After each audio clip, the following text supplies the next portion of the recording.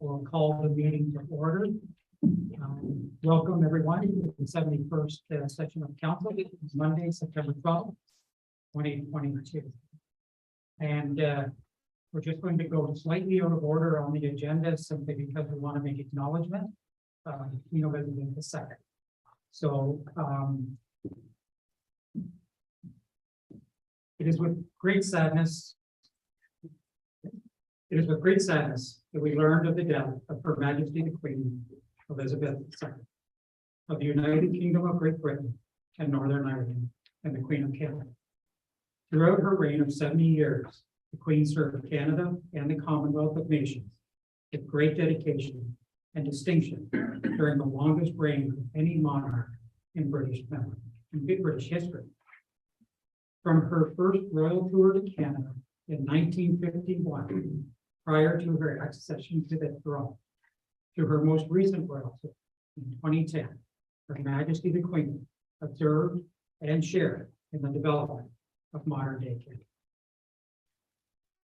For what was then the township of Ernestown, its special day came on September 27, 1984, when the Queen arrived in Ernestown Township at Fairfield Park to dedicate the opening of the eastern gates of the Loyalist Parkway and attend a barbecue held at the home of retired Judge W.J.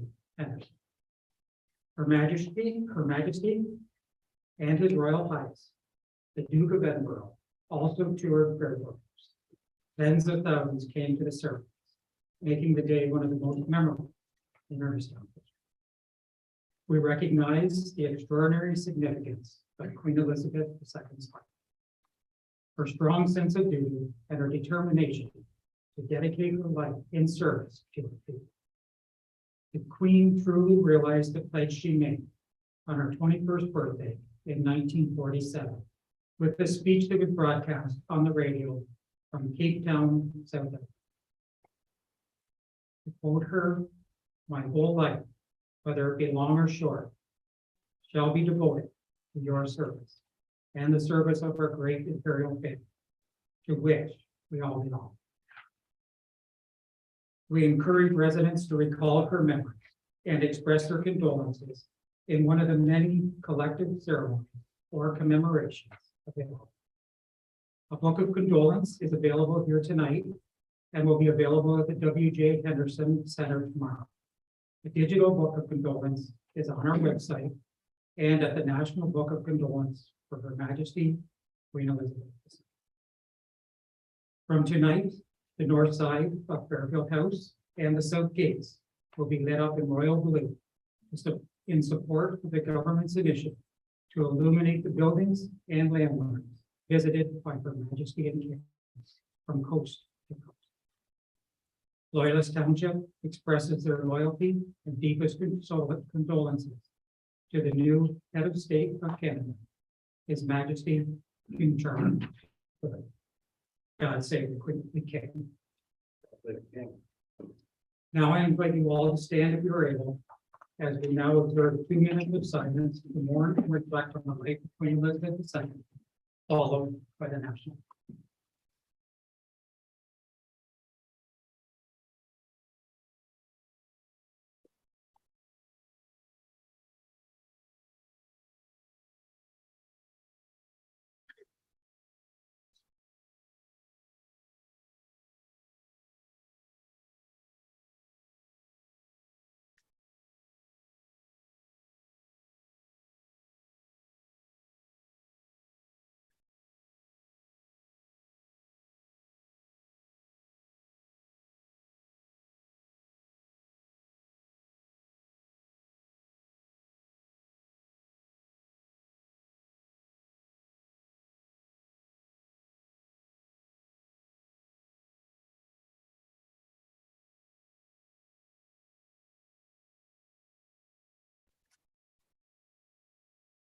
Thank you.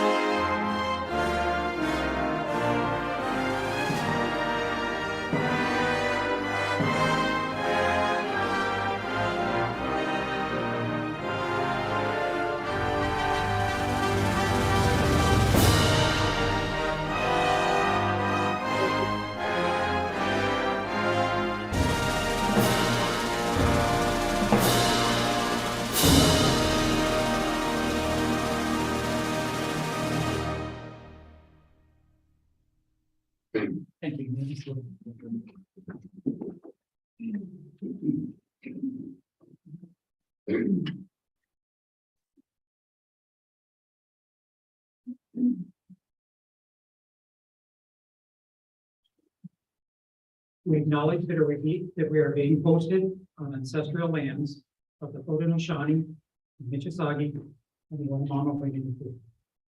We acknowledge and welcome the presence of all Indigenous people, including the Métis, Inuit, and other First Nations from across this vast land, who also makes us present. The lands we are on today are recognized in the Two-Row Wampum, District 1 Spoon Treaty 27, and the Profit Purchase.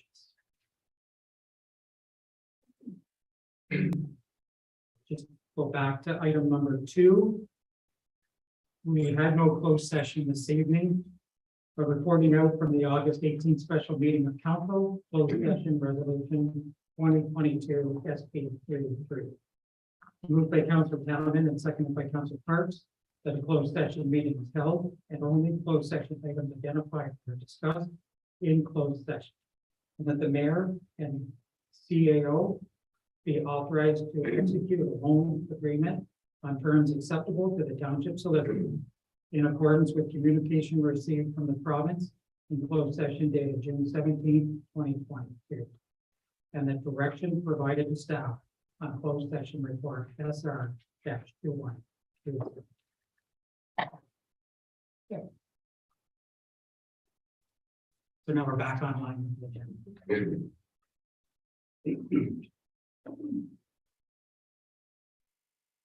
So the next item is open forum. So the first 15 minutes of any regular council meeting will be set aside for open forum. Any individual may address council, voice opinion on subjects of municipal concern, excluding matters subject to public meeting. They can only speak once and for no more than 3 minutes. Notice is hereby provided and under the authority of the Municipal Act 2001 and in accordance with the Ontario Municipal Freedom of Information and Protection of Privacy Act, that all information provided for or at a public meeting, consultation, or other public process are considered part of the public record. In-person meetings have resumed with a hybrid format where individuals can join electronically. Anyone wishing to speak at a council meeting can register in advance or use the raise hand option when the time comes. And this evening, we've started using a timer, which you can see on the screen there. This just ensures that everyone has their full allotted time. So if anyone is speaking, if they could just watch that and make sure they wrap up within their time frame, that would be appreciated. So open forum, we have had some sign up. First, excuse me, the first is Khalid Jashim. If you could come up, state your name, your address, and then provide us with your information. My name is Khalid Jassim. I live in 168 Prune Crescent, Bath. I read the township staff report about the water pressure reduction. It's 51 pages, but there's a lot of discrepancies in it. But their recommendation, for example, they have two recommendations. Number one is take no action, because they claim that the water pressure is similar or as recommended by MECP, which is not correct. Here are the information. Can I give you the information? So, You can just hand it right to the party and she can bring it in. the information. The MECP says that the pressure should be recommended pressure between 50 and 70 psi. Ours is less than that. Also, the same section of the MECP, section 10.221, says that if the pressure is not above 100 psi, don't play with it. So why would they go and do it? The second thing is, the second recommendation is so what I think is this first recommendation is useless, should not even be on the agenda. The second one is two sections. One is to put in new flow meters, if not flow meter, a new gauge for the water measurements, water flow. This is a project done a long time ago, approved by council, nothing to do with this issue. Sorry about that. So it's not a solution for this issue. And even the staff themselves during last meeting say that it is not going to increase the pressure.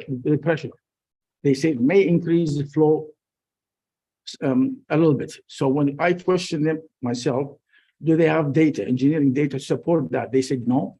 And the person who presented the information said he's not an engineer. The second section of the recommendation is to dig out the whole area. The end life of the infrastructure is another 15 years, as mentioned by Ms. Merritt, but they recommend that to individualize the flow to each house instead of one going up to two houses. And there is no proposal for it to council now. There is no approval. So that's going to take another 15 years. Do we have to wait for 15 years to solve the issue? The other inconsistency is that they say that the pressure is in line with other part of Bath. That's not true. Our pressure is below 50. At the intersection of Academy and Church hydrant, it's 75 according to their measurements. So that's another inconsistency. Last meeting, we're supposed to ask questions and the consultant's supposed to answer. The consultant did not answer any question. The staff only answered the questions. I analyzed their results, their measurements, and sent an email to Mr. Mayor, Mr. Townend, Mr. Gordon, and Mr. Park. Your time's now up, so if you could just wrap up. Okay, what I would suggest that the council will consider passing one of two motions. Either restore the pressure as it was before. It took them 4 hours to break it down. It takes them 4 hours to put it back instead of all this mess. Or the council hire a new consultant, independent from the staff, so that they will study their claims and our responses to it and recommend to us. Thank you. Thank you very much. Council, any questions about issue? Seeing none, thank you. The next on the list is Dave Brand. You could come and say, give your full name and your address. My name is Dave Bryant. I live at 172 Prune Crescent in Village Meadows. I too am here regarding the water issue. First off, the water pressure reduction that Ms. Merritt and her team has done in the east end. Prior to that, we had zero problems anywhere in the whole east end. Contrary to what Ms. Park's team says, nothing blew up, no pipes blew out of the ground, nobody's house blew apart. Number one. Repeatedly, we've asked Ms. Merritt to tell us how they're going to resolve the problem, and it took less than 4 hours to get rid of it. Should take less than 4 hours to give it back.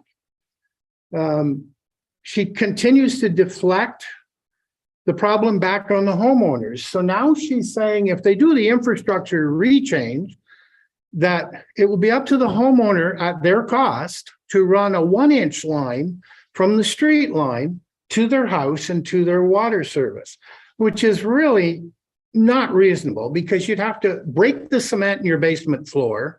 It would be $10,000 to $20,000 to have that line put in because the water main lines come in underneath the floors in these homes. So they're going to put a 1-inch onto a 3/4. It's the 3/4 and they admit is the problem. When they did the water change, they didn't tell us they were doing it because I feel the engineers probably knew because of the older 3/4 inch, which is 5/8 ID pipe, would reduce the water pressure in the homes to an extreme low level. But they didn't want to tell us that. All they were worried about is getting the street to the under 70 pounds, not what's in the houses. They didn't take into consideration. Village Meadows is one of the oldest parts of Bath. It was a new subdivision when I moved there 36 years ago. It was relatively new. It was like 10 years old. So now they've taken away our water pressure with no intention of replacing it. So I ask that somebody make a motion that for once in their life, ask Ms. Merritt and her team to answer our question. How are you going to fix our water pressure? Not deflect it to, well, maybe 15 years from now when we have to change the fire hydrant water lines, we'll run a 1-inch towards your house, but then it's your problem from there on. Fix it. Why can she not take that 4 hours and put it back where it was? We had zero problems that they claim we could have had. Thank you very much. Thank you. Any questions from council? Seeing none. The next is John Marshall.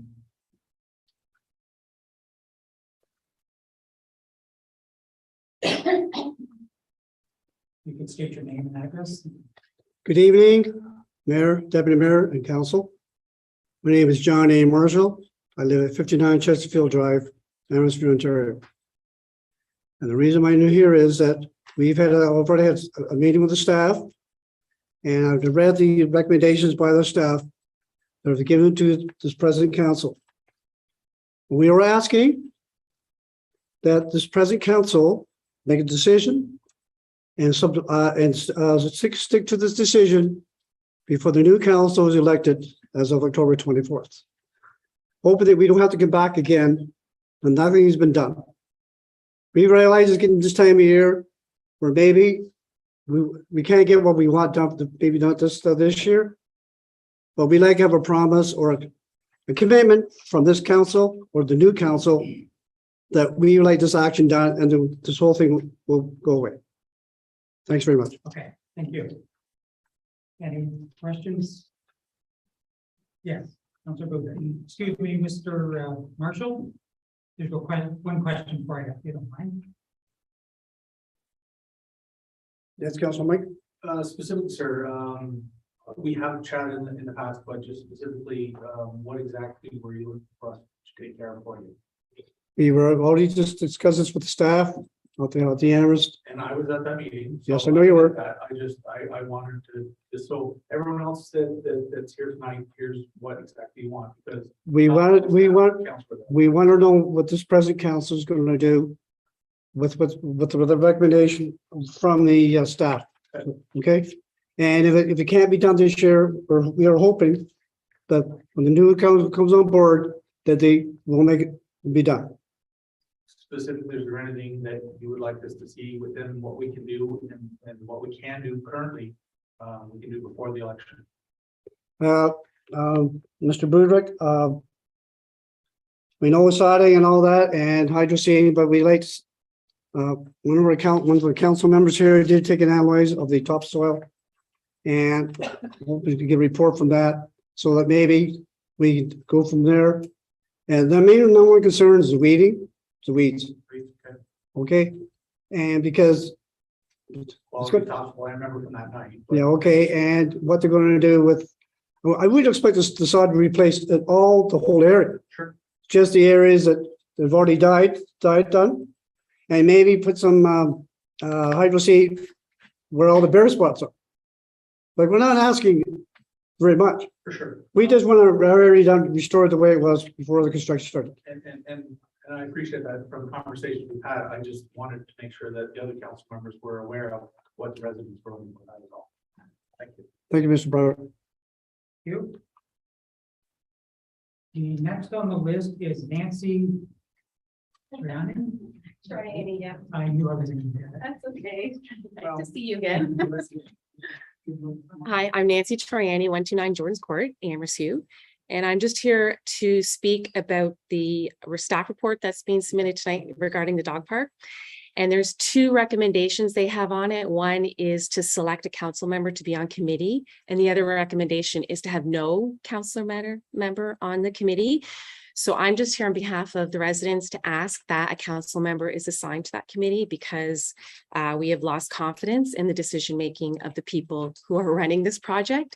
So we would just like to have a councillor on the committee to ensure that transparency and collaborative action is happening. So that's all we would like, is that someone to be on the committee moving forward. Okay, thank you. Thank you. Any questions? Okay, thank you. No questions. The next is Richard Watson. Same thing, if you could just give your name and address. Good evening. My name is Richard Watson. I'm a resident 112 Greenhaven Court in the Loyalist Club community. We presented earlier last month, and some of you may remember, but we have basically produced a petition requesting that a proposed sidewalk not be implemented on our street. And we have a number of concerns about the proposed sidewalk. The basic concern is we're not opposed to the sidewalk in general. It's the way it's presented. And it looks as if we're going to be losing anywhere from 5.5 to 6.5 meters of our front property. Now, some of the suggestions we presented, and we've received a report just on Friday, so we haven't had a lot of time to review the document and go through it. But I'd like to point out a couple of issues or problems we had with the document that was sent by the planning group. Okay, one of the suggestions is by the report that the taxpayers need to limit vehicle size based on township limitations. So they're suggesting that we can only have, I guess, trucks of a certain size. Now, we're not talking about buses. We're not talking about, huge transport vehicles. We're talking about ordinary pickup trucks. And they're suggesting that we should reconsider and perhaps not locate in this community based on the size of our vehicles. They also suggest that the garages as presently constituted are like 20 feet in depth. So again, the larger vehicles can't be closed or can't park inside the garage. Consequently, you have to be outside. And if you don't have enough room, you're going to be parking on the street. So this is an issue because one of the rationales for providing the sidewalk was that it would take, people would have room, but if you're going to be parking on your own driveway, you'd be encroaching onto the walkway, the proposed walkway. So with rare exceptions, the township says no new subdivisions. They have sidewalks, but we're located in Bath, the Loyalist, and we have, I wouldn't say rare exceptions, we have 4 cul-de-sacs with no sidewalks, 4 out of 8 streets. So I wouldn't say that's rare. I'd say that's more common than rare. You're actually out of time. So I could just summarize. Okay, I'll just finish quickly.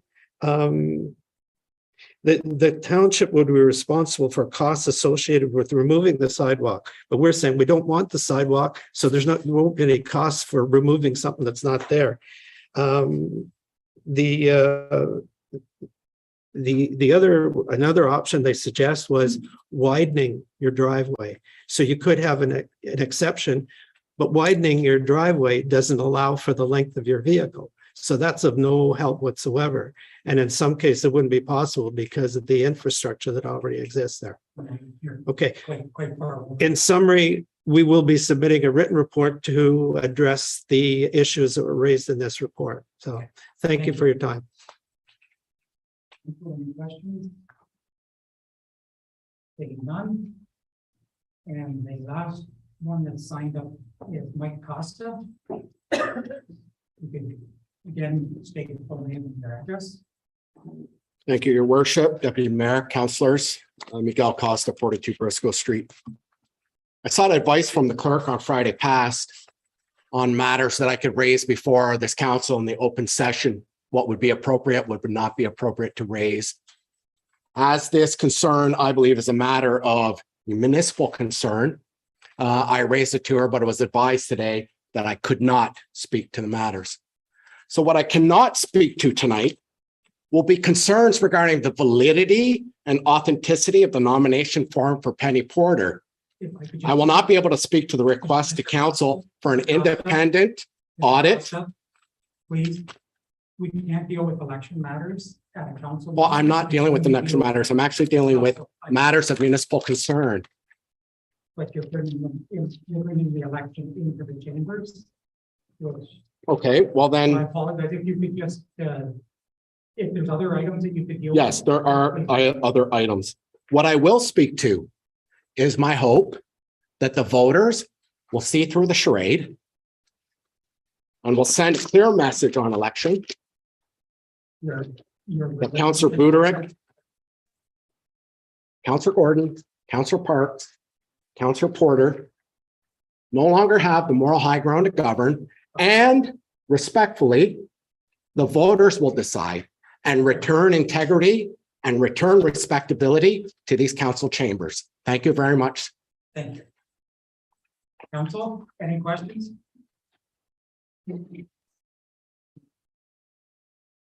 Any other members? Councillor Porter?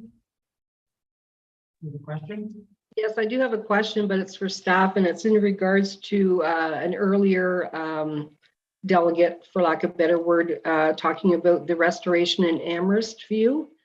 Yeah. And I just wanted to ask, I understand that a report will be forthcoming, and I just wanted to ask when we can expect that report. There is a report on this evening's agenda. Just trying to find it. Yes, 15.7. That's great.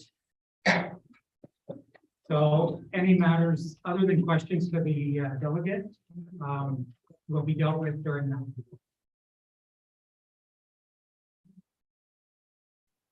Sorry, you're muted. My understanding that there was going to be a report based on the feedback from tonight. But we can discuss it later. We can discuss it later. That's fine. Yes, when the item is up, we can have a discussion on it. Thank you. Any other members of the public who wish to speak? Please come forward, provide your name, full address, and Good evening. My name is Louise Farrell Watson. I live on 112 Greenhaven Court, and I'm here regarding the sidewalk issue. I have a question for council. How long does a developer have to do sidewalks, pave your driveway, and do your grading on your home? I would. If I could just, staff, do we have, that's in the development agreement, I believe, is it not? And there's stipulated timeframe, off the top of my head, I don't, Yeah, okay, to be fair, very honest. Okay. But each development does have timeframes that are written right in. and if these timeframes are not met, what are the consequences? Would you like to defer? I'll defer that to staff.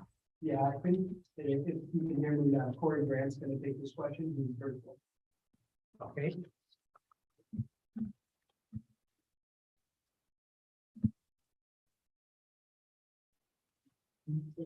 Okay.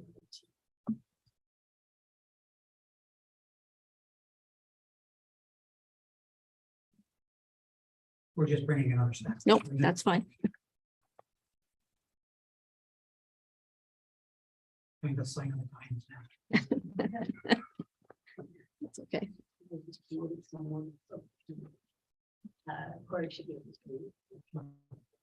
While we're doing that, I'd like to give this copy. This is what we were given when we were told about the sidewalks. And it doesn't really show you very much how wide these sides or how much property these sidewalks were going to take from yours. So I'd like this added to the, Okay, you could just provide it to Thank you. staff then, and they will bring it into the record. And Mr. Grant, I'm not sure if you heard the question. What are the consequences if a developer does not meet the timeframe for completing the grade work, sidewalk, and paved driveways, the amenities that are. Yeah, so you're correct. There are some timelines built into the agreement. Now the some of the lock grading is a little bit separate from the construction of works in like the roadway, so the boulevards, the sidewalk. So generally speaking, I believe it's 2 years after approval of underground. So you know, when building permits are initially given.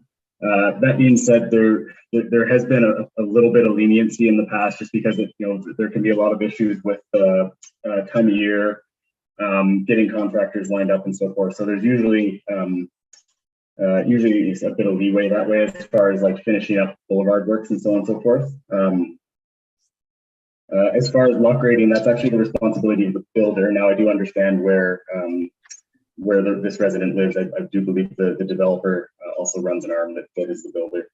But yeah, the builder can answer questions about when the lock grading is planned. But generally that's the answer. So if something goes really into default and the developer is found to be sort of neglectful of completing the work in good time, we do hold securities in the full value of the work, and the township can approach the developer and we can have this work rectified internally if need be. Okay, thank you. thank you. Okay. Council, any questions? If none. Anyone else in the audience that wishes to address council with any new information for the betterment? Seeing none. One virtual. One virtual. Okay, we can get the meeting. Heather Muir.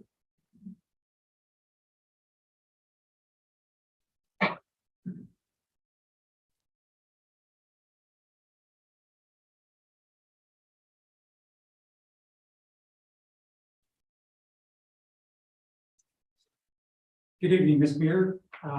If you would like to turn your camera on and join the meeting.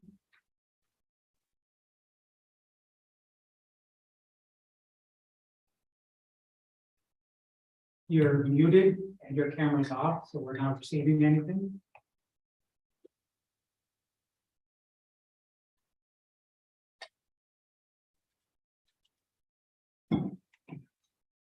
If you can hear me, Ms. Muir, if you could turn your mic on and turn your camera on, please.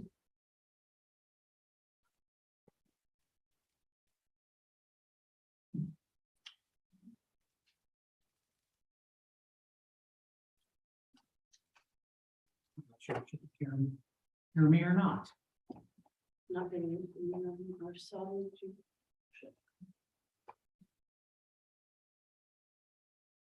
Okay. If you can hear me, I'll just call to see if there's anyone else while you can work out your technical difficulties. Is there anyone else in the virtual meeting that wishes to speak to council under the open forum? If you could raise a hand, we'll bring you in. None.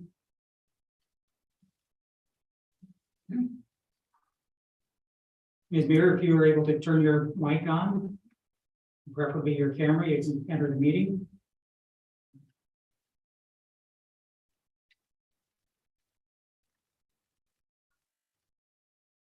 I think that's out of my control. Okay. I think we'll have to proceed with the meeting. Yes. Motion to adopt the agenda. To the next item. Okay. Motion to adopt the agenda, item 7.1. Do we have a second? Councillor Boothby. The staff, were there any additions or corrections on the agenda that need to be noted? Saying none, so it'll be as presented. So with that, I'll call a question. All those in favor, please raise a hand. Motion is carried. Declaration of pecuniary interest in the general nature thereof. Are there any declarations for the city? Councillor Porter? Yes, I'm going to declare a conflict of interest for item number 9.1, and I will be blocking out my screen. 9.1. And we submitted the paperwork to the clerk's office as well. Anyone else with a conflict? Seeing none. The next item is delegation. Michelle LeVay. If you come up, provide your name and address, and the clock is now reset to 5 minutes. My name is Michelle Lele. I live at 5050 Front Road, Stella, Ontario. Good evening, Your Worship and members of council. Thank you for the opportunity to speak to you tonight. In my letter dated August 24th, that is before you, I wrote all members of council of Loyalist Township asking that advice be sought from the Integrity Commissioner on how to deal with what appears to be Councillor Porter's contempt of Council's Resolution 2022-6530 of May 24. As a resident of Loyalist Township who believes in democracy, in accountability, and in engagement, I felt I must write to our elected officials because there is an urgent need to address this failure to respect Council's resolution of May 24th. Council recognized Councillor Porter's pecuniary and non-pecuniary conflicts of interest. It also endorsed the findings of her breach of code of conduct. Council then voted on reprimand to absolving her from fulfilling a remedial measure because she declared she would not seek an elected position in the future. Despite all this, 3 councillors and the former mayor are now supporting and endorsing her for mayor. Launching her campaign on August 22nd, Councillor Porter wrote, I consulted with some of my fellow councillor members, and not only were they supportive of my running, and they endorsed my candidacy for mayor. I'm also very proud that our current sitting member of parliament, Rick Brizzi, has provided his endorsement. She added, let me be clear. It does not mean he does not endorse the other candidate. It simply means he has trust and confidence in my ability to do the job well. I'm just you're walking a very fine line with election and campaign. Okay. So if we can deal, as long as it's dealing with the municipal portion and Okay, the integrity commissioner report or things like that, then that's acceptable. the statement, okay, and it was her political statement, not mine. Yes. I quoted her. This statement of Councillor Porter is very misleading. Despite Councillor Porter's suggestion to the contrary, Loyalist Township record showed that the former mayor did not endorse the other candidate for mayor, yet he endorsed a candidate for deputy mayor, that is Councillor Gordon. So in my opinion, Councillor Gordon, Councillor Budwig, Councillor Park must explain to the Loyalist Township voters, okay? And that will be done, that should be done during the campaign and not during the council. I'm sorry, it's a resolution passed by council Yes, yes. that is at stake here. And there's a breach of, and there's a contempt from these three councillors of their own resolution. They are not respecting what council wish is. They're in breach of their own council. So in a way, it is municipal. It means that if councillors don't even respect their own resolution, how can they expect people who are looking at you operate? How can they expect that you believe that this is important? And so this is not what I wrote, but this is how I feel. So integrity, accountability of councillor is at stake here. Yeah, I just for clarity, so again, nomination papers and election comes under the clerk. It has nothing to do with council other than anything that, like by bylaw on that. So anything on that can come through me and we can discuss. But anything integrity commissioner or anything in regards to conduct, that is definitely council related. But That's Okay. the only thing I Well, I'll come back to my letter. I'll come back to my letter because it's in front of you. You all maybe Yes. read it or not, but you've had it since August 24th.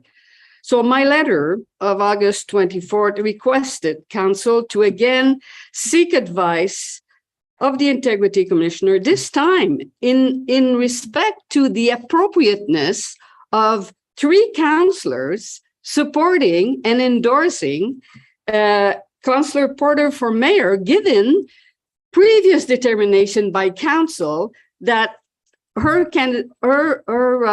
role as councillor was in conflict of interest. I think that failure for council to take step that will restore integrity to our local government and respect the ethical behavior can only lead to further public cynicism, mistrust of elected officials. In the event of council's failure to act, it will be up to the voter to restore the good governance by choosing not to elect Councillor Porter, Councillor Gordon, Councillor Park, and Councillor Budwig. elections cannot be discussed. Oh, sorry. Thank you. In closing, I'm gonna Yes, close. Thank you.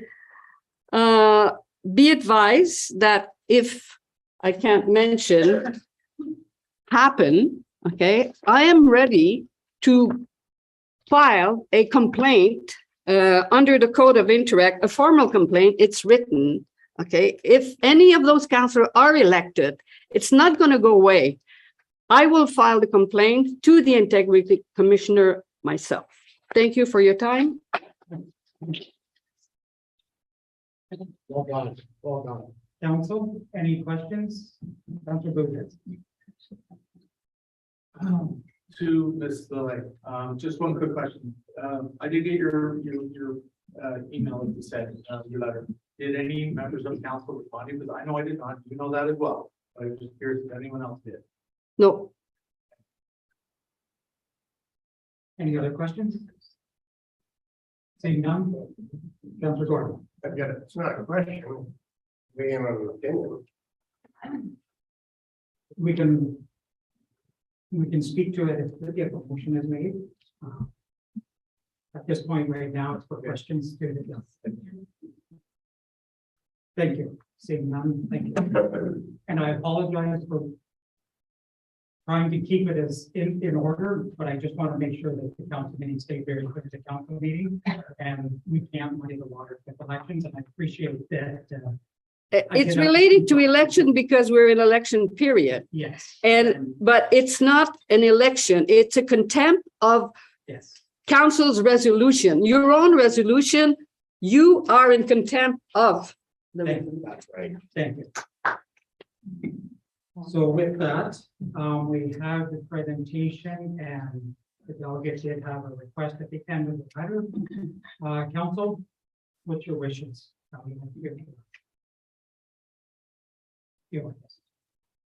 Councilor Down. Motion to receive. Motion to receive, seconded by Councilor Goodrich. Mover, would you like to speak to it?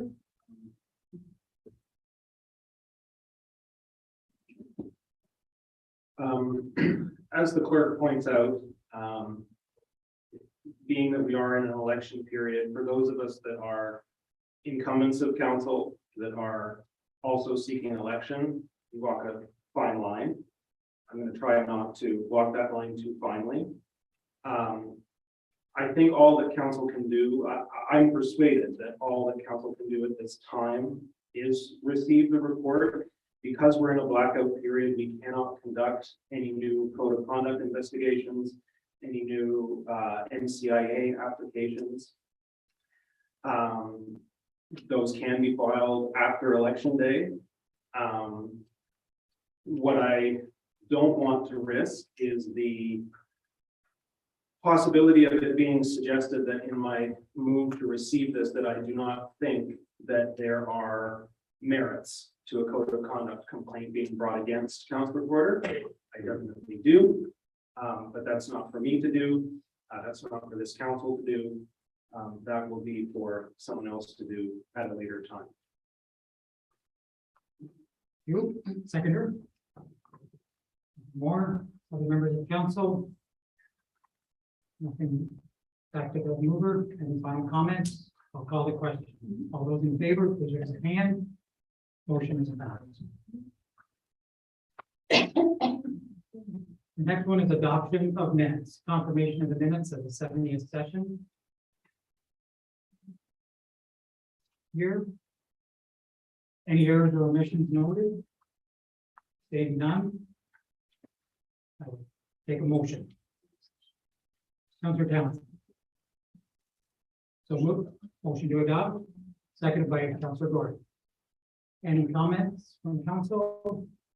Seeing none, I'll call the question. All those in favor, please raise your hand. Motion is carried. Confirmation of the minutes of the special session on August 18th. Any errors or omissions noted by council? Seeing none, I will take a motion. So move to adopt as circulated. Seconded by Councilor Porter. Any comments from council? Seeing none, call a question. All those in favor, please raise a hand. Motion is passed. Next is Corporate Services Department. Participating in the 2022 Internet Voting Study.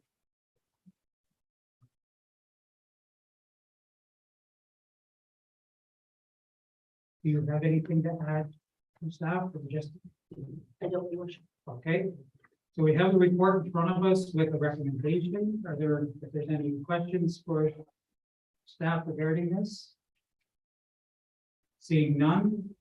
I would entertain a motion. Councilor Booker. Receive and adopt. Receive and adopt. So moved, seconded by Councilor Porter. Any comments from the mover, seconder? Anyone else? Seeing none, I'll call the question. All those in favor, please raise a hand. Motion is passed. 13.2 Municipal Election Restricted Acts. You have a report here for information. Any questions for clarification Seeing none. I will take a motion. Councillor Harkness. Motion to receive for information, and thanks to the clerk's department for doing that. Yes. Thank you. So moved, seconded by Councillor Booth. Mover, any other comments? Seeing none, seconder, anyone else on council? Seeing none, I'll call the question. All those in favor, please raise your hand. Motion is passed.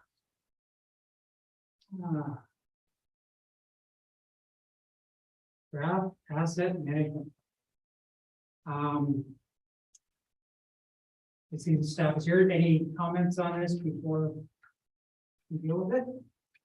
I do just have a quick comment, Your Worship, if I may.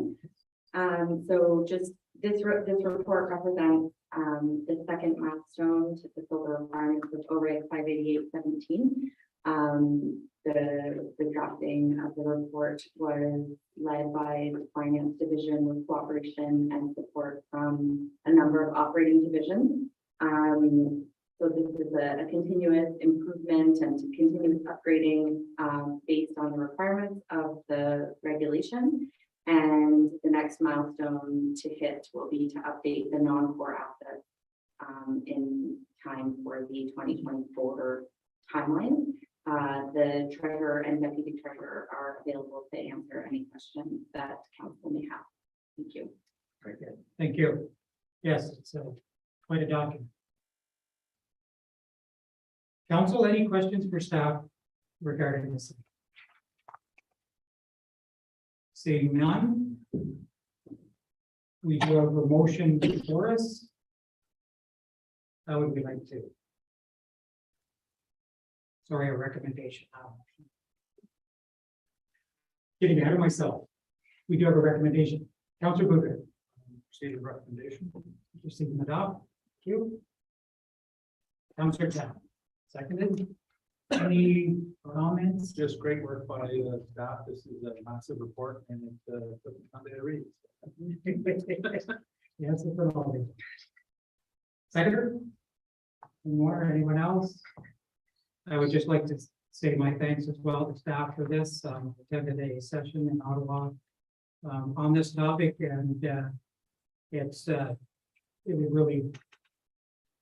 it made me very proud to realize how advanced we are on this. And there's some of the provinces all over the place, the other municipalities, and but we have, I believe, from what I gathered from that, we are right on mark.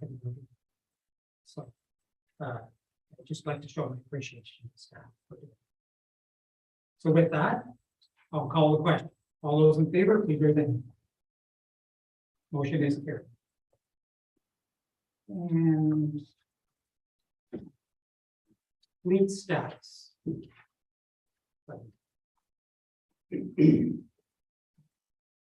Council, any questions for staff regarding the fleet status report? Seeing none, we do have a report with the recommendation to be received for information. I would like to do. Councillor Porter. Move to receive. Received, seconded by Councillor Townend. Mover, any comments? No, seconder, none, anyone else in council? Seeing none, I'll call the question. Those in favor, please raise their hand. Motion is passed. The Dog Park Ad Hoc Committee, public consultation. We have a report before us. Any questions from council? Seeing none. We did have one speaker this evening. We've got the report with recommendation. How would council like to proceed? This is a recommendation with an or. That's what's going to be. Councillor Booth. Proceed and adopt recommendation number 1. And leave it open to discussion. The councillor may be interested in doing that position. So if not, I can nominate myself. Okay, but I've got a long list of commitments already. Okay. So move, we just would need to fill that position this evening in order to stay on track with the timeframes. It's very, very tight. So Okay, so we'll take the motion that for number one, and we will fill in the blank. Councillor Porter, I'm sorry. Just clarification, obviously, we would need someone to volunteer for it. That is all. Yeah. I was just getting ahead of myself. Okay, thank you. Councillor Porter, I was just seconding the motion. seconding the motion. Mhm. So before we go any further, I would ask, is there anyone that wishes to volunteer to be the council member on this committee? Sorry. You might not just do that. He said he could, but if someone else was willing to do it, I've been involved with the people from the dog park and help spirit petition, so yes, I'm involved. okay. So Councillor Gordon, so we agree Councillor Gordon being a current member of council, be appointed for the dog park ad hoc advisory committee. Mover, that would be almost be a friendly amendment for the mover and seconder. That would be a friendly amendment, and that is good, thank you. I know there's a tight timeline on this. I didn't want to, by stepping forward, I didn't want it to be, like you said, had to be full tonight, had to be done. Didn't want anything to be missed, because we have to get moving on this. Yes. Yeah. Seconder, Councillor Porter, any comments? No, I'll accept the friendly amendment to not, for Ron being the current member Very to good. serve. Thank you. Anyone else on council? Pardon me? Interested in the position or a comment? I just have a comment. No comment, yeah. Yeah, we're speaking to the motion now. I just wanted to thank the resident for coming forward this evening and expressing the concerns to have someone from council on the committee. Thank you. Anyone else? Back to the mover, nothing more. I'll call the question. All those in favor, please raise a hand. Motion is passed. Babcock Mill Phase 3 subdivision. We have a report in front of us. Any questions from council for clarification?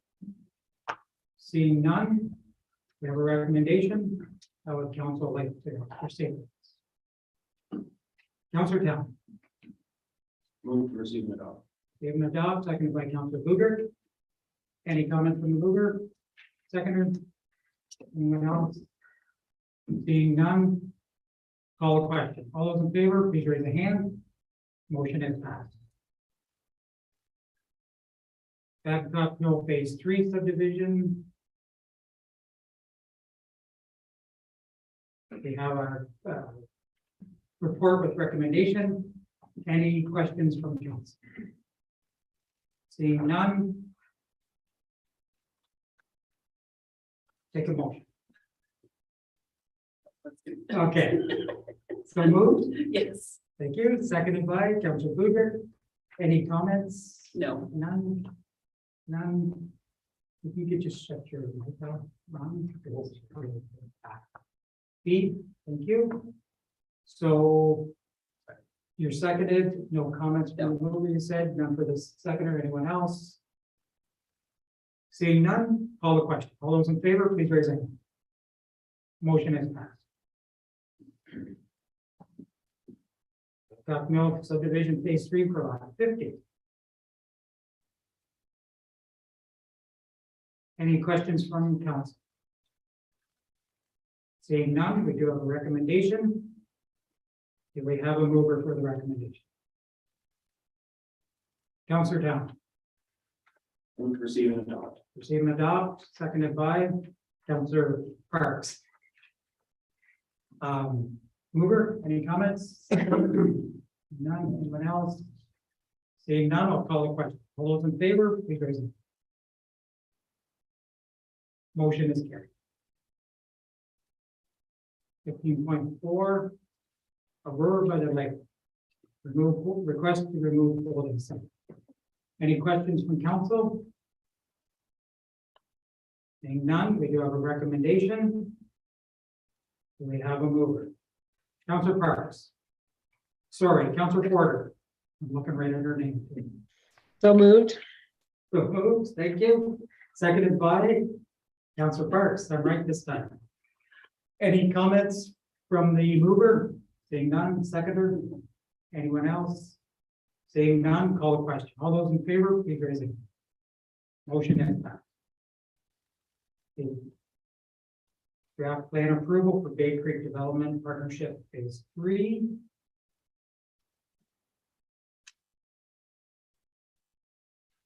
We do have a report in front of us. Any questions for clarification from council? Seeing none. Could I have a motion? Councilor Town. Move to receive the adopt recommendations for the report. Before, so moved, seconded by Councilor Booger. Any comments from the mover? Seconder? Anyone else? Seeing none, I'll call a question. All those in favor, please raise your hand. Motion has passed. Provision for sidewalk on Greenhaven Court. We have a report in front of us. Any questions for clarification on the report? Councilor Porter? I do have a question. I'm not sure who to direct this to. But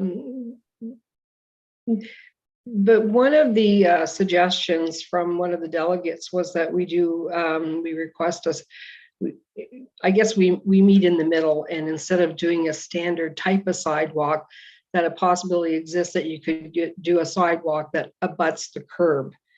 And I'm just wondering, have we done those in the past in Loyalist Township? And if we have not ever allowed those, is there a reason why we don't do those? Ms. Furness?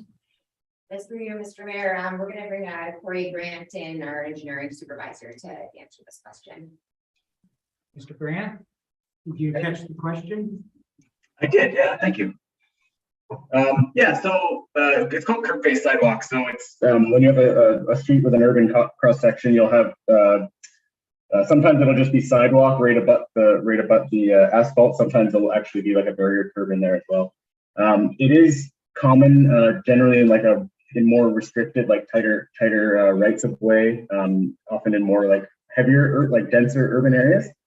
We have done it recently. I think we did it on Briscoe Street in a retrofit due to some space and design constraints. It hasn't been used or proposed in any new subdivisions since or that I'm aware of recently. One of the things that would prohibit it from use in this case is most of the streetscape's already been installed. So a lot of the utilities, hydrants, utility boxes and some other things are sort of already in that location in the cross section. So it may be difficult to retrofit something like that in this case. Okay, thank you. Follow up? Yes. It's mentioned in the report that this is a cul-de-sac, or one of the delegates mentioned it. I'm not familiar with the actual street, so is it a cul-de-sac a circular cul-de-sac? Is that an accurate description? So the cul-de-sac is the type that has sort of like the larger bulb up on the end of it, as opposed to a crescent, right, which has a sort of a street connection on both ends. So yeah, this would be probably, you'd call it like a medium length cul-de-sac. And yeah, it's sort of like it's mixed in the township. Some of the really old ones don't have sidewalks, and generally any newer ones do, especially with a trail connection at the end. Okay. Any other questions? Councilor Parks. Thank you, the mayor. I assume to Mr. Grant. I think the delegate was mentioning that there is a 5.5 meter to 6.5 meter setback to where the sidewalk would be. Is that a normal sort of distance that would be required to accommodate a sidewalk from the curb? So the question is there approximate 5 meters behind the curb a typical width? Yes. Yeah, that is. So we have standard cross sections sort of based on the type of road. So this would be a very common cross section on a 20 meter road. So it's broken down into typically an 8 or 8.5 meters of asphalt curb, and then there's 5 meters ish of boulevard behind the curb on either side of the road. So that the township owns the first 5 meters or so behind the curb, and it's for provision of all the various utilities and services, hydrants, street trees, Hydro One, Bell, Cogeco, sidewalks on larger streets. Sort of like the new Potter Drive that's yet to be completed by developers. You'll actually have sidewalk on both sides and a slightly wider cross section. So it depends on it depends on sort of where you're putting it, but the 5 meters would be fairly typical in our current cross sections. Yeah. Thank you. Any other questions for clarification on this report and item? Seeing none. We do have a recommendation in the report within 4. How would council like to proceed?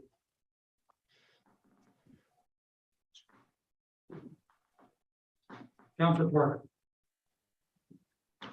Move to receive the report and direct staff to review options of reducing that setback of the 5.5 meter typical, with the aim and goal of trying to move the sidewalk, if it is possible, closer to the curb, looking at any barriers that exist and making allowances for them. Okay, so moved. Do I have a second? Councilor Parks? Councilor Porter, did you want to speak to that? Yeah, I would like to see some sort of resolution to the residents' petition, in that I think if we can meet them in the middle, so to speak, and try and move the sidewalk closer to the road, because I certainly understand their concerns. It's not even feasible or viable to ask people to get smaller vehicles. I mean, I think that's just not a reasonable thing to ask people to do.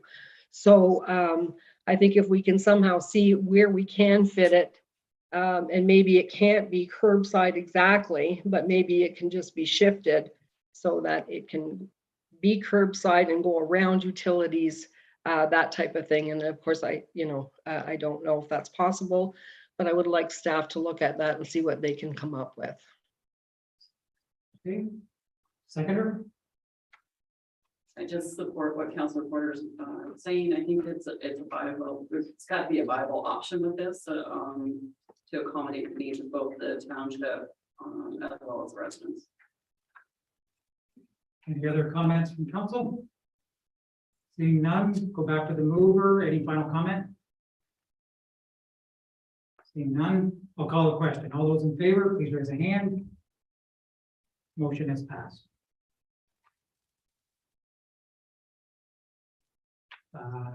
15.7 Chesterfield Baker Terrytown Restoration Update. There is a report here. Any questions for clarification from council? You have a question? No, I'd like to speak to it before. If we have any questions, we can take them now and then we can. Any questions from council? Seeing none, we have a report with recommendation with 4. How would we like to proceed? I'd like to speak to it. Okay. I have to make a motion first. There has to be a motion on the floor first. All right, sorry. To be able to speak to it. I'll make the motion for choice number 2. Choice number 2. Speak to that, but So we need a second. Yeah, so it's moved with item number 2. Seconder, Councilor Cownan. Okay. Mover. If you'd like to speak. I'd like to speak to our choice recommendations with regards to discussions I've been having with many of our residents over the past few weeks who reside on Chesterfield Drive, Bakers Lane, and Terryton Road. I've met with somewhere between 75 to 85 people, probably about a third of the residents of the 90 homes affected. I've been invited into their homes, as well as looking over their driveways and front yards, and I'm going to try and summarize some of their stories, worries, and concerns for council consideration. First off, no resident that I ever spoken with has taken any issue with the required water and sewer replacement our township did. Naturally, they understand and appreciate it's a necessary requirement for any municipality to have to update their systems. They have not once complained to me about the months of construction and disruption this project created while the project was underway. They understood it was all a necessary evil to have to contend with for the improvements necessary. The problems lie in the reconstruction of the roads, driveways, ditches, and yards. It's the length of time it's taken, and more importantly, what they consider to be shoddy workmanship. In several areas of concern, such as cracked cement driveways, poorly finished driveways, marks, and the quality of asphalt used. With regards to yards, some are not exactly graded properly and were left uneven. I have a phone full of pictures and documents to share with council. A major concern has been the quality of the fill used. It appears to be mainly sandy, loam, a bit of clay, and rocks and pebbles, and it becomes very hard after rain or watering, which makes it difficult for the grass to even take hold in some spots, especially because of the new slope of the yard. I recently visited several homes on several streets and asked permission to gather the samples, and I have brought some from there, different homes at different streets. And I also went over to Bar Construction and got samples of their soil that they are putting on the new homes and new construction. So I would ask that council consider testing them, or not council, sorry, staff. Anyway, I won't review all the comments and complaints that by now you've all had a chance to read regarding the issues, but I'll highlight a few. Hydro-seed, in this case, has been a failed endeavor. Personally, I tend to agree with their concerns. It's been over a year. There's been repeated attempts to continue using it with very mixed results. Ditch slope is difficult to mow, especially for seniors. I agree. I think it's difficult for anyone, teenagers, younger adults. Topsoil fill is of a quality that makes growing grass difficult. The hardness of the fill, along with the high ratio of weeds, and the new slopes make it easier for seeds to wash away or take root, whether it's rain or just water. New slopes make it more difficult for passengers and vehicles to exit safely, and whereby new guests unaware of that first high step could suffer a fall. Filling has some rock in it that can cause some owners to spit out stone. That makes it dangerous for the homeowner, pets, or children who could be within the affected area. Cement driveways are already showing cracking already and have inferior finishes. This is unacceptable, in my opinion, especially this early in its life. What could happen 2, 3, or 5 years from now? Marked scuffed driveways at several homes. In the report, we mentioned tire scuffing is not a sign of poor workmanship or improper material use, and then go on to state that proper resident home instruction may have not been conveyed. In other words, they maybe didn't tell people how long to stay off the driveways, and that in future projects, staff will be sure to include them for homeowners. I have 2 things here. Well, it may be comforting to know the driveway quality should be good beneath the surface, and that future homeowners will be better educated and informed. How does that help these folks today who have to look at the marks where former driveways had none? Correspondence communication from the township was misleading and suspicious was one of their concerns.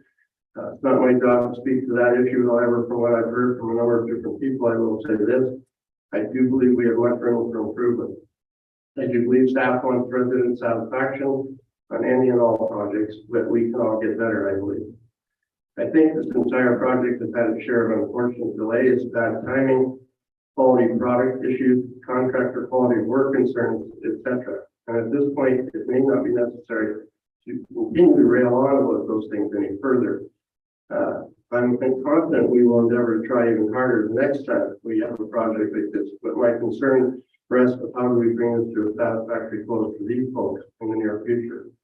I know we have a contingency fund available as council always intends to be good stewards of the public first, and that we normally wouldn't consider anything that would increase our costs. But at this point, most residents would consider having our current contractors replaced rather than repeatedly having to come back over and over with the same results. They consider that a waste of time.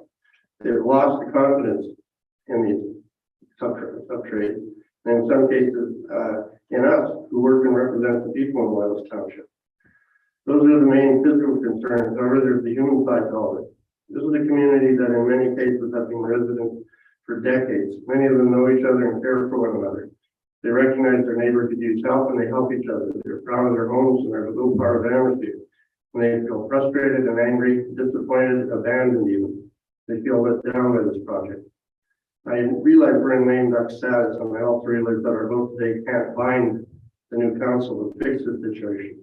But at the very least, we can send a message to those who will sit on council in the future that these residents deserve to get their homes back to the way they were. They're not asking for anything more than that. In my opinion, a step in that direction is to adopt recommendation 2.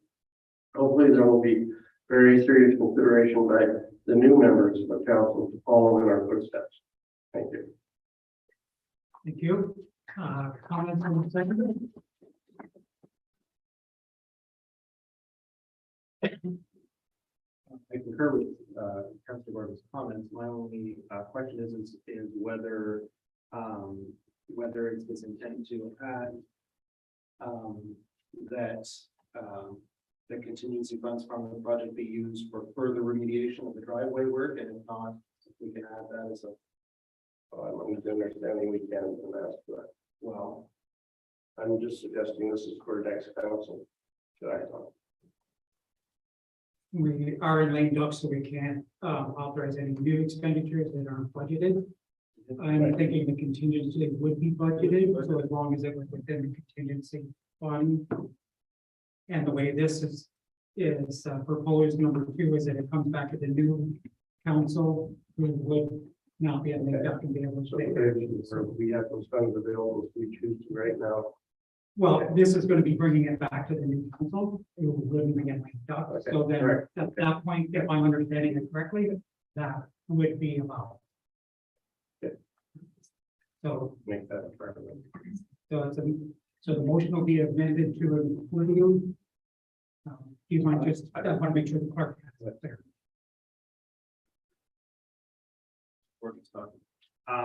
That the township repair any cosmetic remarks, tire marks on the new pavement caused by issues beyond our control, that such costs be taken from the project.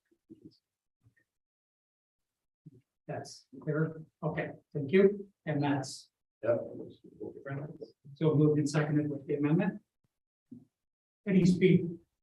Councilor Booker. Possibility of another friendly amendment to throw in there, just to make sure that we still keep our eye on option number 1, because we are in lame duck, that we still hold the contractors.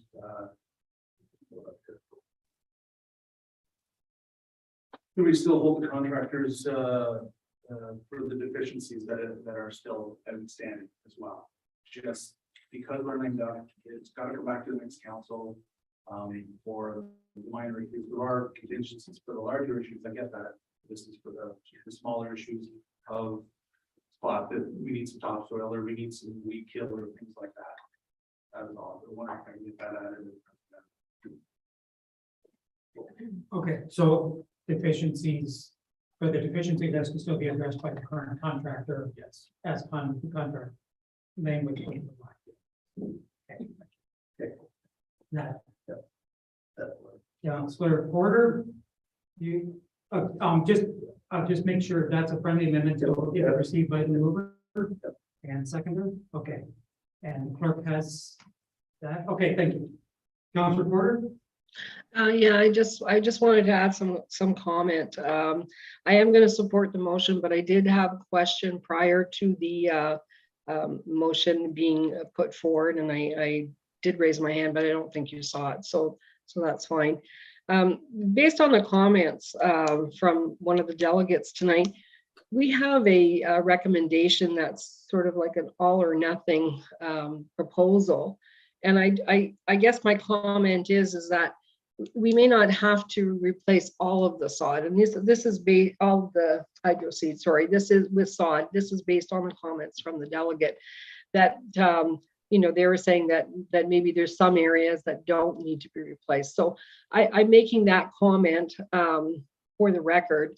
so that it's not presumed that we are recommending that 100% of it needs to replace, that there may be some savings that we can have if there's areas that are acceptable versus some not acceptable areas. That's all.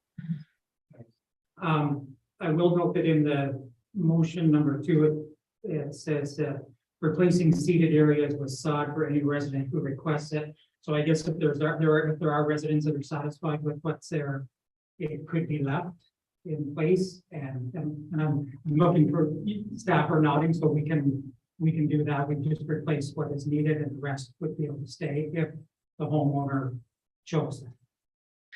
Yeah, so and what I was alluding to earlier was a report that gave us an idea of what was acceptable and what was not acceptable. I mean, if it's carte blanche and everything's unacceptable and it's just a residence, all they need to do is request that it be replaced, and we do so. And there may be areas that are perfectly acceptable. I just wanted that to be noted. And of course, based on the motion, it will be up to the next council to decide. Okay, so just turning to staff, the report that would come back to the new council, it would have those items in it. That was the expectations. Yes, that's correct, Mr. Mayor.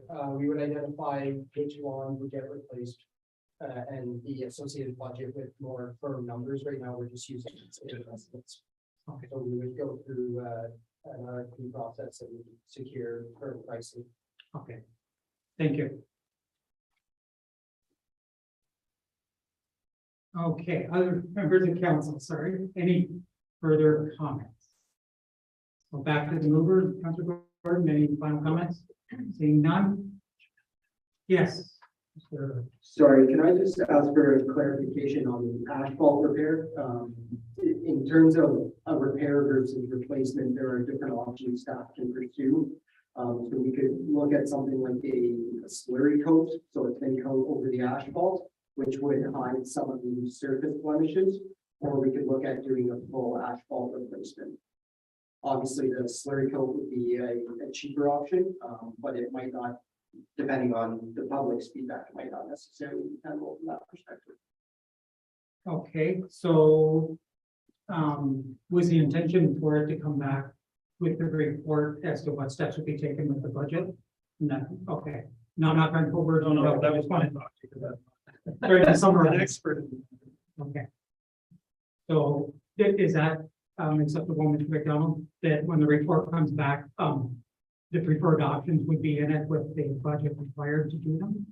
Yes, so just to clarify, council is directing staff to come back to the new council with the full list of repairs and the associated costs, including the asphalt repairs suggested by staff and the sod repairs for the isolated locations. Yes, that's the way I reviewed it. The recommendation is that the report would come back first for the new council's consideration, because there would also be a budget attached to it, which would need to be within the next round of budget. So, and if I'm speaking out of turn, please correct me.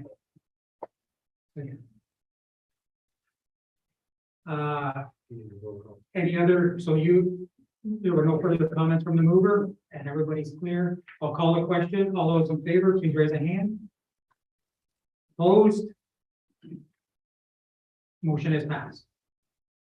15A, staff East End water pressure concerns. Any questions for clarification for staff? Councilor Porter? Yeah, I know in the report, it speaks to closed systems as opposed to open loop systems. And I know it's preferable to have an open loop system rather than closed. But what would be the risks of putting it back to the closed system on a temporary basis? And I guess I'm looking also for what kind of cost that would be while we look at all these other findings and options. I would ask the engineering manager. Thank you. You can respond. Yeah, so just to clarify, the system is still currently on a closed loop. The works that we did were intending to eventually provide the full loop system. I believe the next section of works will go ahead with the so I believe I don't want to put words in council quarters, but I believe she's referring to. You talking to your mic? Sorry, can you, yeah, there we go.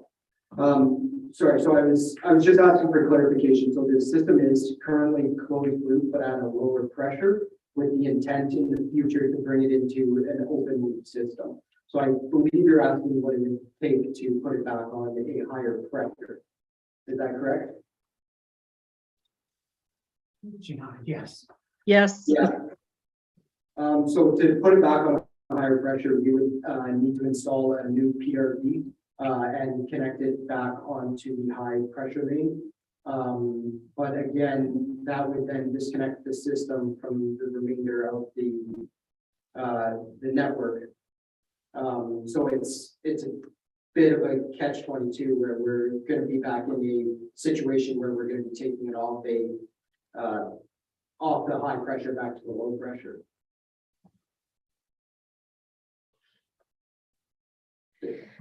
Anything further, Councilor Porter? Well, yes, I'm really trying to understand this. And I guess some of the comments were that it was perfectly okay before we made the changes.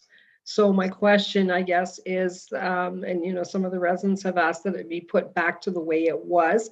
And I want to know, exactly what I know you've addressed some of those in the report, but I'd like to know and try and understand what those risks are of doing so.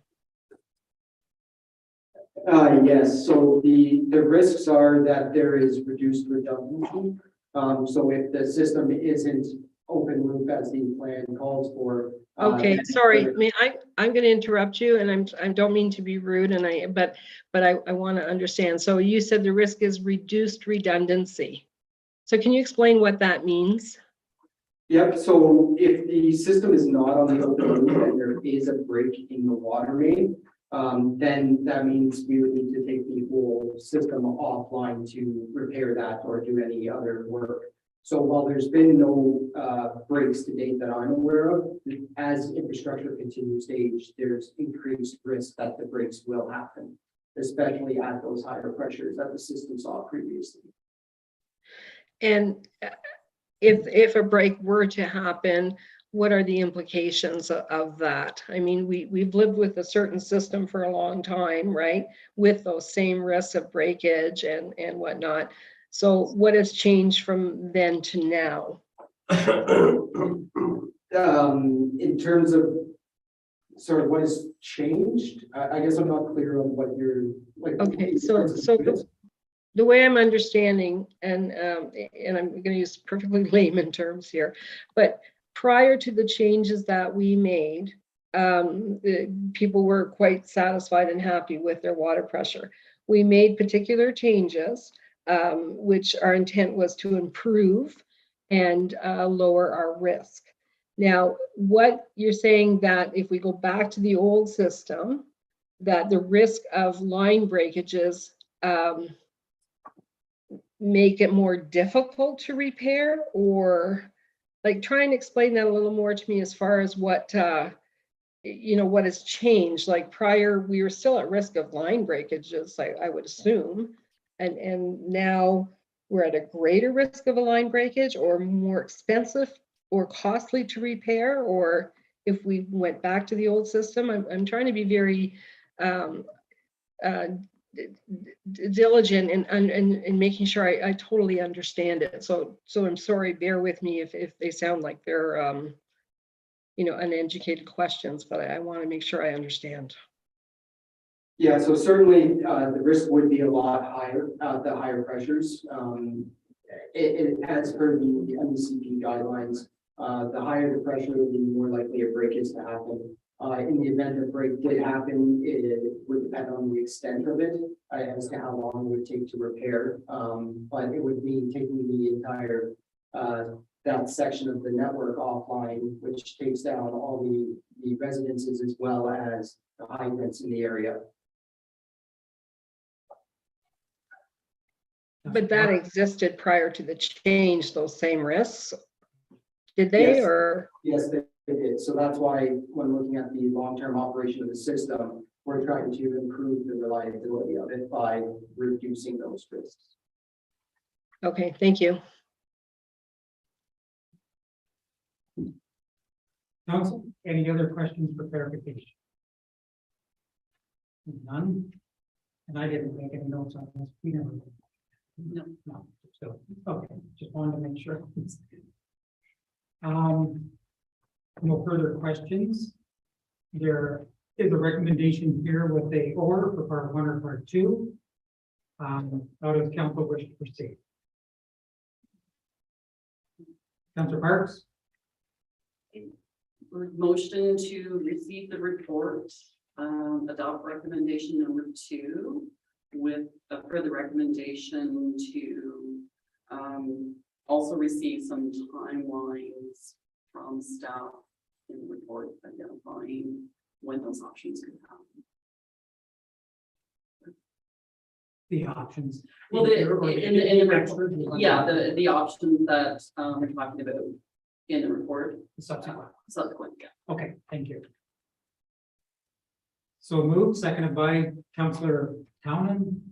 Mover? No, well, sorry, yes, I do have something to comment. I just want to thank staff for taking the time and dealing with this matter and coming up with some suggestions and some options that might be feasible. I know this is a fairly hot topic in the village, and it's been a contentious issue, and I do appreciate the time that they're spending, and I do also acknowledge the struggle that the residents in the village do have with this too. So I think we're making strides forward to find a resolution, and I look forward to that. Thank you. Seconder? Comment? I would echo Councillor Parks' comments to the extent of expressing appreciation for staff in trying to get this resolved. It's always a challenge when you're making infrastructure improvements that are part of larger best practices, and in this case, this particular one, in taking that area off high pressure main was overdue. So it's a necessary change, but of course we can't ignore the impact that it's had, and so we need to continue to keep the pressure on to keep the pressure up. Okay. Must be getting late. I like that. Any other members of council have a comment?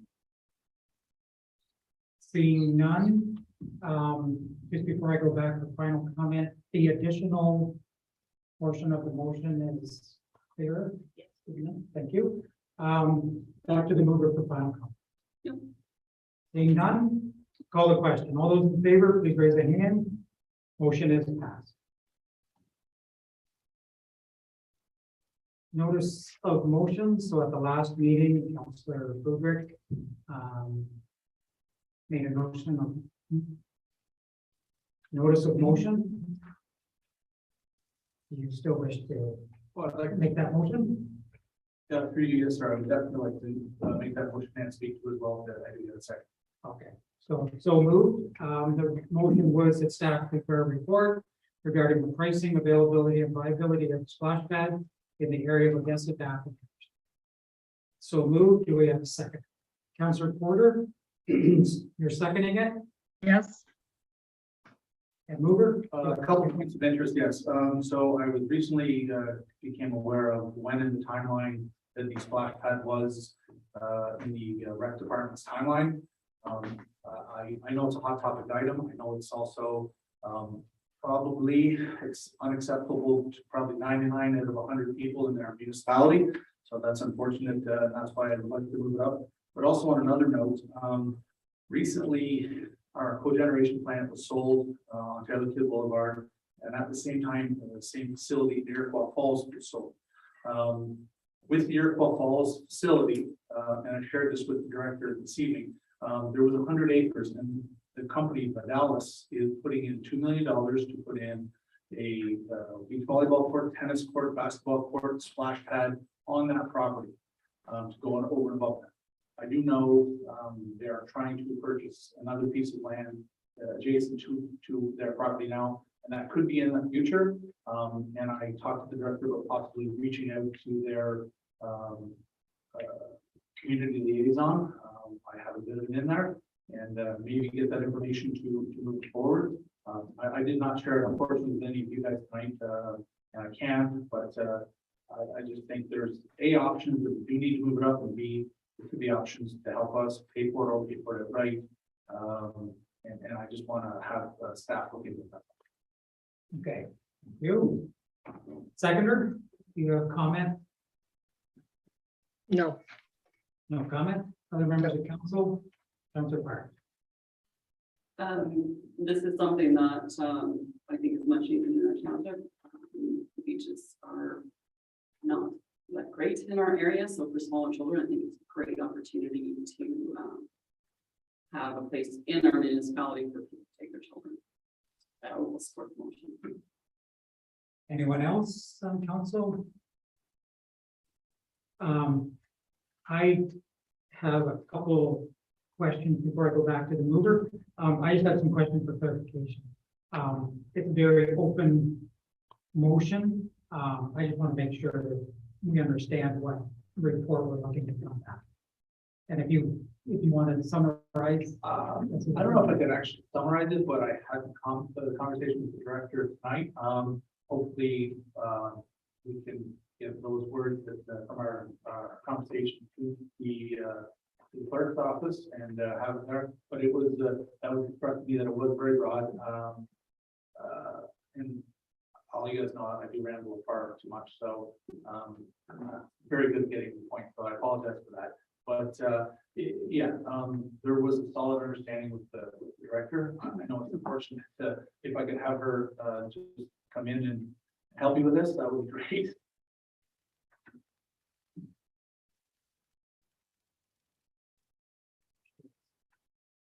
Director McFarland. Councilor Bugrick has stated that he had a conversation with you. I just had some questions regarding the motion, just so I understood it, and so that make sure that staff knew what was expected of them to bring back a report, because the way I read it, it's quite vague. It's quite, or not vague, but open-ended. So the report could be very large and detailed, or just a brief summary, I guess is what I'm looking at. And I'm just trying to get a handle on which it would be.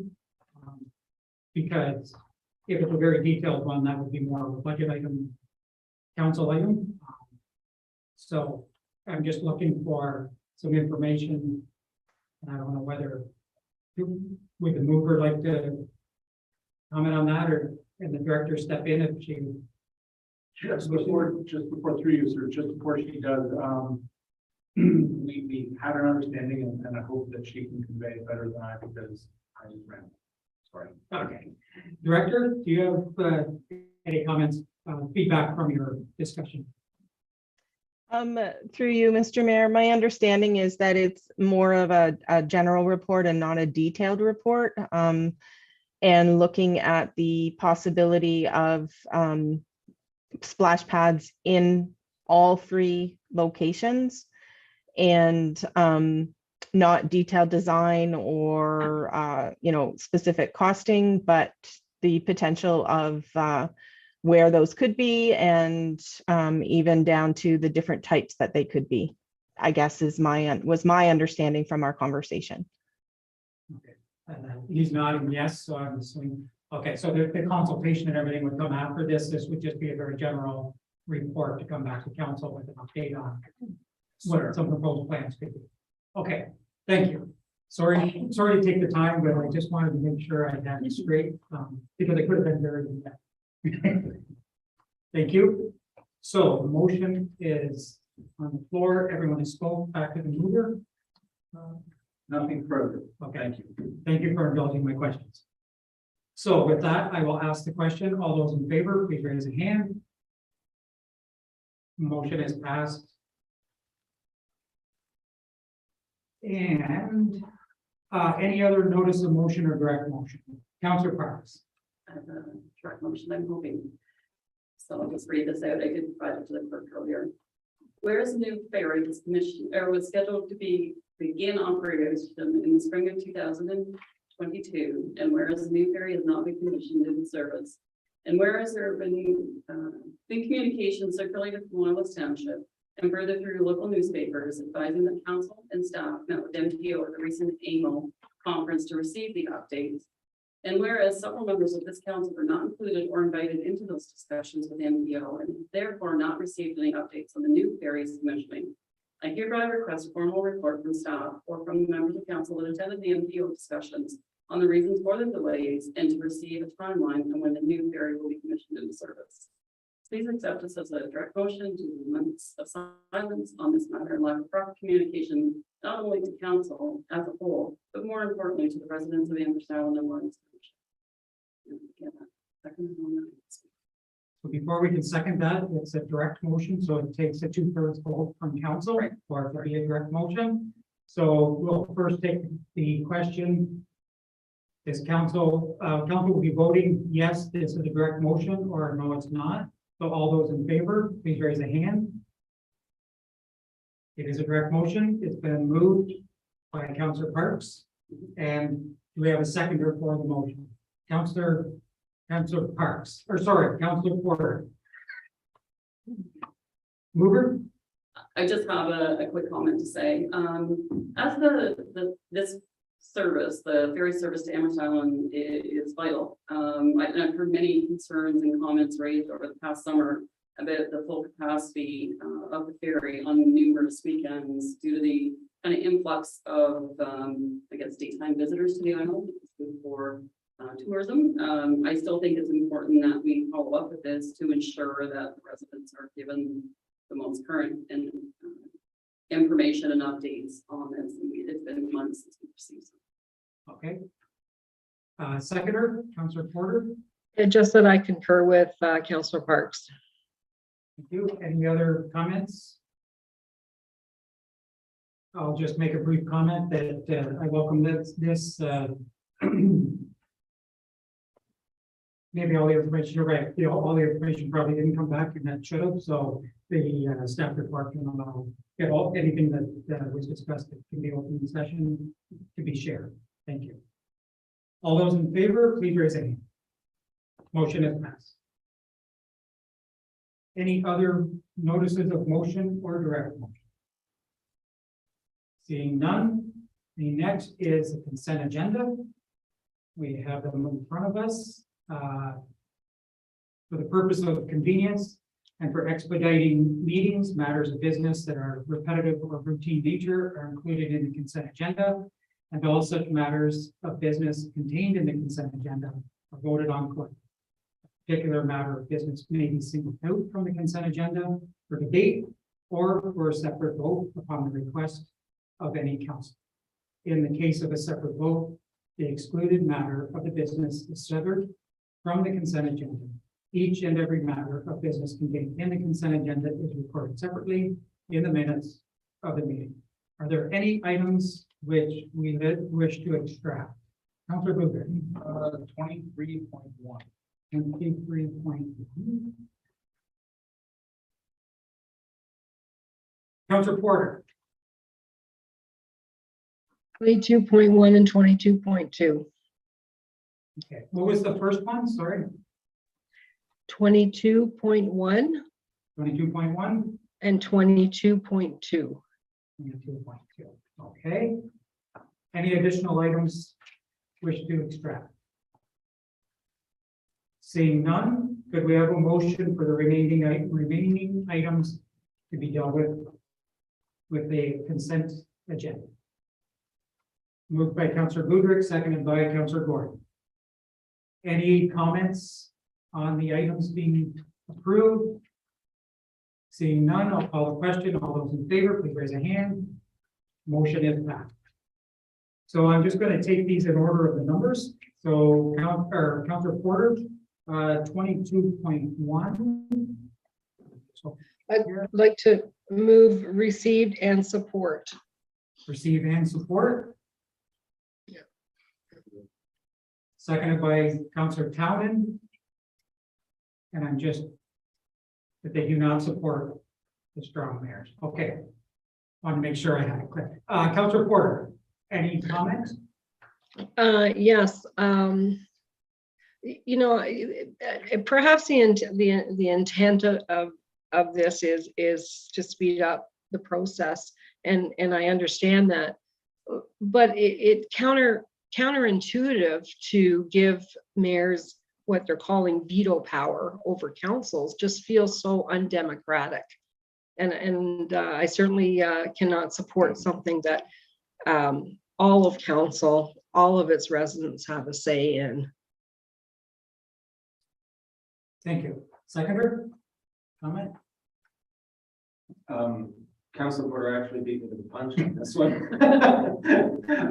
I know we don't always agree, but I couldn't agree more with her on this. And in particular, what I liked about what Wasaga Beach has put forward to the Minister of Municipal Affairs and Housing is that there are a lot of other issues that cause delays in building. A lot of them having to do with external agencies that like Council Porter, I don't agree that this is the solution. I don't think, and I do think it will undermine the strength of local democracy in the process. Thank you. Any other members of council wish to comment? Seeing none, I will just make a very brief comment. I support it fully. Democracy is what we're founded on. Everyone's elected to represent the people, and no one person should be able to overrule that. And as was stated, there's a lot of outside agencies that could be dealt with, including ministries, to help further the process instead of at the municipal level. I may have just spoke out of turn, but I get it done. So with that, back to the mover for final comment. No, nothing further. Nothing. I'll call the question. All those in favor, please raise the hand. Motion is passed. 22.2 Northumberland County. It is about federal provincial documents. I'll move to receive and support. Receive and support, seconded by Councillor Budrick. Councillor Porter, do you wish to speak to this? Yes, I believe that people have the right to transparency, and they should be able to get the reports that they're requesting. Thank you. Seconder, any comment? Seeing none from other members of council. Seeing none, I will call the question. All those in favor, please raise a hand. Motion is passed. And 23.1 Fire Marshal of Public Safety Council. Councillor Booth. Just at AMO, I went to see John speak, and he spoke about the certification. I know our fire services are fantastic, but there is some money in here that can maybe help further train our fire services. I think it'd be great if we could tap into it, because we need to make sure that the men and women that represent our fire services, emergency response, are trained to the full ability they can do. Okay. So just to clarify, then, you receive and support to get funding where we're available. Yep. Very good. Thank you.